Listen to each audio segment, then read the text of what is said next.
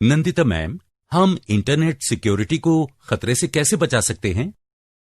राजेश, उसके लिए तुम्हें साइबर सिक्योरिटी और इंटरनेट सिक्योरिटी की बुनियादी बातों के बारे में जानना होगा। क्या आप इनके बारे में जानकारी दे सकती हैं? बिल्कुल राजेश, ठीक है, मैं तुम्हें साइबर सिक्योरिटी के बारे में बताती हूँ। अब तक हम साइबर स्पेस और सूचना के डिजिटलाइजेशन के बारे में जान चुके हैं। उसके बाद हमने कंप्यूटर के फायदे और इसके इंफ्रास्ट्रक्चर के विकास के बारे में जाना। बाद में फाइबर ऑप्टिक केबल्स या FOC को दुनिया के दूर दराज जगहों तक पहुंचाया गया, जिसके जरिए दुनिया के हर कोने में इंटरनेट उपलब्ध कराया जा सके। और इसके तुरंत बाद दुनिया भर में CCTVs नेटवर्क, मोबाइल या टेलीकॉम नेटवर्क्स की सेवाएं चालू हो गई थीं। ये तीसरा फैक्टर इंटेग्रिटी क्या है नंदिता मैम?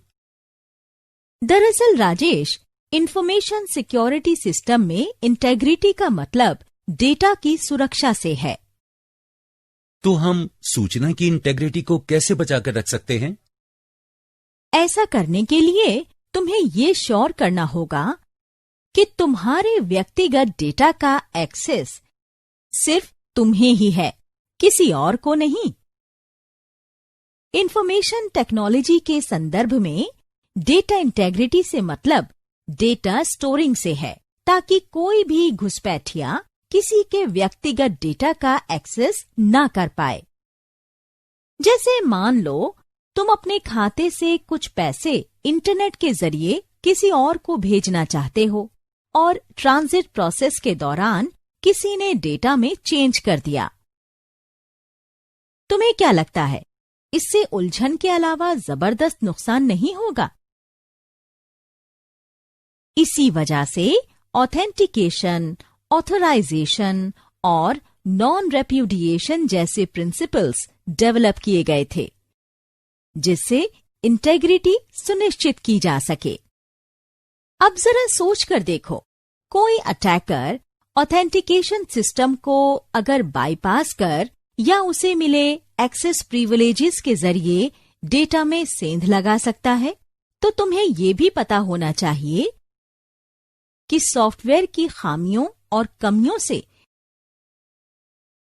डेटा इंटेग्रिटी का एक्सीडेंटल लॉस हो सकता है। इससे सिस्टम में अनऑथोराइज्ड चेंजेस किए जा सकते हैं। सही कहा मैम। तमाम सिक्योरिटी ऑप्शन के बावजूद हमें इसका हमेशा ध्यान रखना है कि हमारी डेटा इंटेग्रिटी गलत हाथों में न चली जाए। बिल्कुल ठीक कहा राजेश। आपने CIA के तीसरे फैक्टर अवेलेबिलिटी के बारे में भी बताया था ना मैम? हाँ राजेश, अवेलेबिलिटी सूचना तकनीकी की दुनिया में बने रहने के लिए बेहद जरूरी है। इसका मतलब है कि अगर तुम्हें अभी किसी चीज की जरूरत है और वो सही वक्त पर ना मिले, तो बाद में उसका महत्व कम हो जाता है। सही कह रही हैं मैम, मैं भी यही सोच रहा था। सभी प्रोग्राम्स यूजर्स की सुरक्षा के लिए डिजाइन किए जाने चाहिए।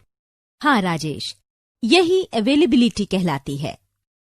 सिस्टम्स हमेशा यूजर्स के लिए उपलब्ध होने चाहिए और जरूरत के वक्त डाउन या स्लो नहीं होने चाहिए।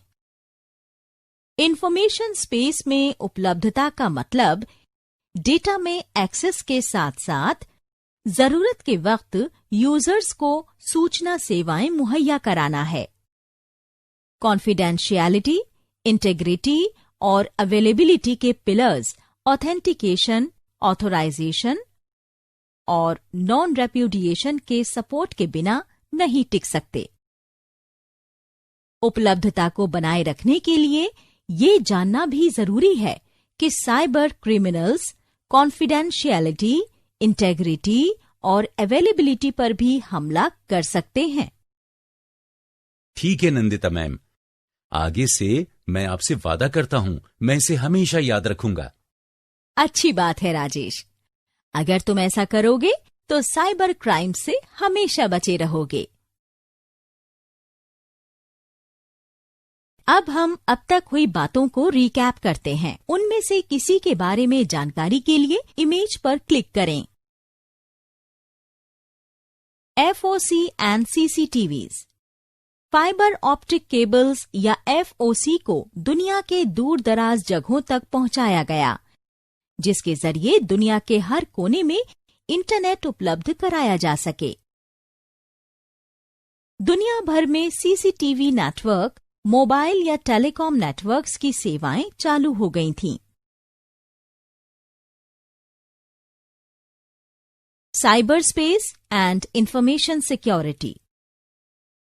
साइबर स्पेस को इसीलिए बनाया गया था जिसके जरिए इंटरनेट सेवाएं दी जा सकें। उसके बाद काफी विकास हुआ और दुनिया भर में लोगों ने इसका खूब इस्तेमाल किया। दुनिया भर में लोगों की भेजी गई सूचना की सुरक्षा के लिए ही इंफॉर्मेशन सिक्योरिटी सिस्टम बनाया गया था। Information assurance. सूचना तकनीकी को सुरक्षित रखने के लिए जो कदम उठाए गए हैं वो डेटा को गलत हाथों में जाने से रोकने के लिए बनाए गए हैं। उसे बनाने के लिए एक्सपर्ट्स ने कई सॉफ्टवेयर बनाए जिसमें एक्सेस कर पाना अटैकर्स के लिए भी मुश्किल है। ऑथेंटिकेशन।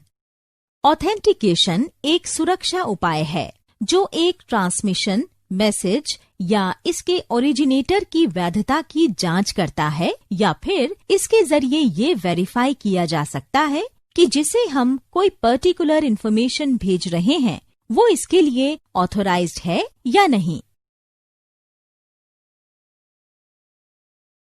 ऑथोराइजेशन।